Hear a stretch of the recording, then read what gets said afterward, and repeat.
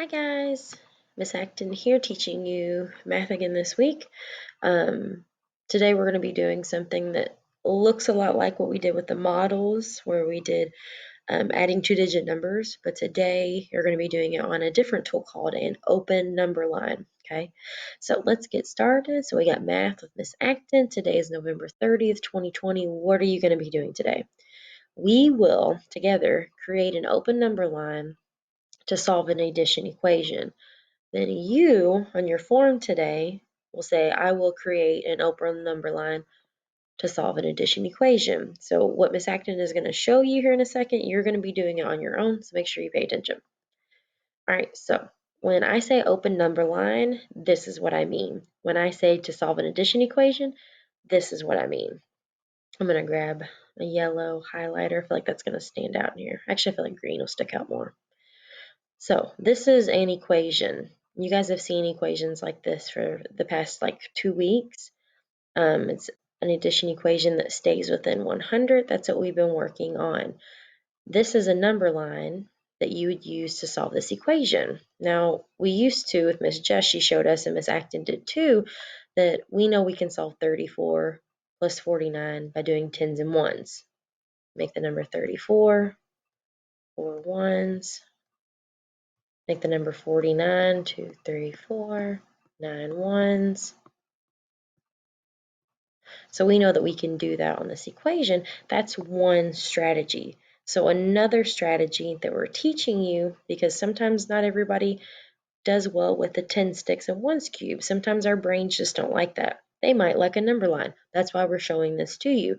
This is the exact same thing that you would be doing with these models, the 10s and 1 sticks. It's just a different way to do it. And your brain might like this way better. So just like with this, we start with the number 34. Down here, we start with the number 34. We're going to add 40 and then add 9. Guess what we did our number line? We added 4 groups of 10. If you count those with me, go 10, 20, 30, 40. I added 40 right there. Then these little jumps right here make up the rest of the number 49. So I added 40 right here. This is going to be 9. 1, 2, 3, 4, 5, 6, 7, 8, 9. I went from the number 34. I added 49 and I got my answer, which was 83. So we're doing the same thing that you guys have been doing the past few days with models, with the 10 sticks and 1s cubes, and just switching it to doing a number line. So since I know that you guys know how to use the models, I'm going to use the model example to kind of guide you in how you're going to be doing them today. Now, we're not going to be answering equations that are as big as adding 49 on a number line. We're going to be adding numbers like 40. So you're only doing 10s jumps today. So you're only going to be doing these big jumps that equal 10. We're not going to worry about the 1s jumps today. We're going to move into that tomorrow. I got to sneeze. Hold on. Oh, went away. I think it's coming back. Okay, I think it's gone. So I'm going to model for you how you're going to do this on your own. So I've got the number 63. So we're going to start with the number 63. So on your open number line, and open just means it's blank and it's there for you to use. The beginning of it, you're going to put the number that we start the equation. Just like when you read a book, how you start at the left side of the page and work your way across the right, and you're adding more numbers to create, or more words to create a sentence, that's how a number line works too. As you move from the left to the right, your number is increasing, your number is going up. That's what happens when you add. So you always want to start all the way to the left so you have that whole line to keep adding the numbers. So since I start with the number 63, we're going to be adding 20 to it. So now I need to figure out how many 10s are in 20.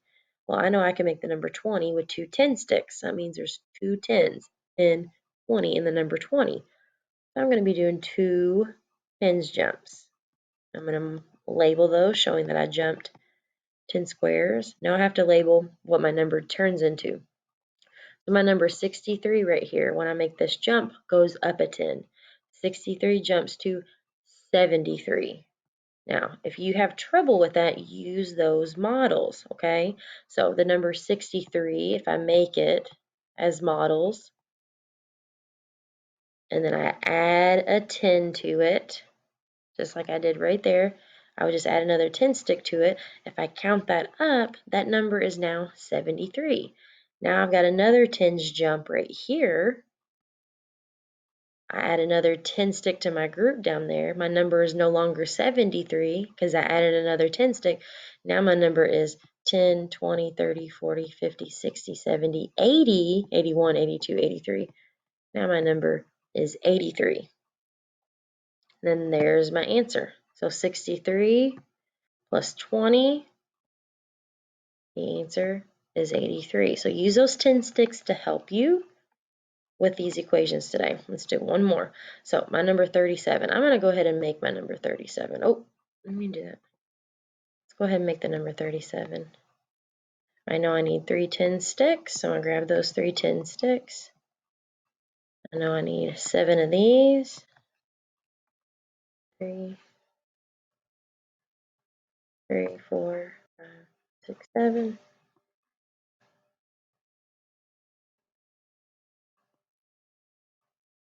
All right, so I got my number 37. I'm going to start with it on the number line, and I'm jumping 50. So how many groups of 10 is that? That's how many jumps that you would do. So we know the number 50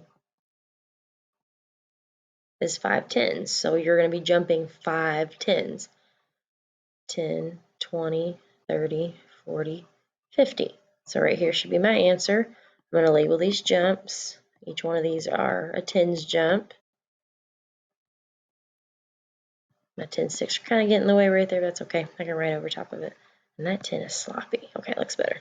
So 37. Let me grab a different color. So we've got 37 plus a 10 takes us up to 47. And if you don't know that, all you do is add another 10 stick to your group right there. Oh, didn't mean to do that. So instead of having 3 tens, now you have 4 tens, which you know makes the number 47. Then we're going to jump one more time, which gives us 57. And if you can't figure that out in your brain, you know that if I take my number 47, add another 10 stick to it, it gives me the number 57.